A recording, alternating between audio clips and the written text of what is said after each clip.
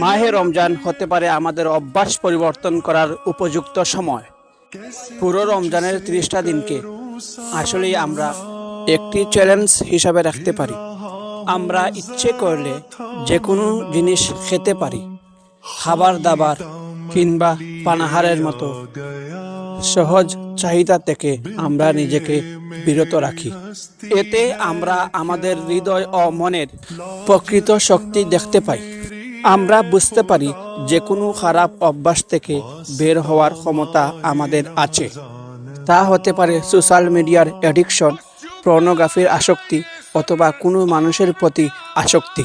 ধূমপানের মতো খারাপ অভ্যাস থেকে বের হওয়ার সবচাইতে উপযুক্ত সময় হলো এই রমজানুল মুবারক। আল্লাহর রহমতে রমজানের সময়গুলোতে আমরা ভালো কাজ করার চেষ্টা করি মন থেকে এবং খারাপ কাজ পরিহার করে চলার চেষ্টা করি। তাই এই রমজানের সময়টাকে আমরা সবাই কাজে লাগাই। আমরা যে কোনো বাজে অভ্যাস থেকে বের হতে পারবো ইনশাআল্লাহ।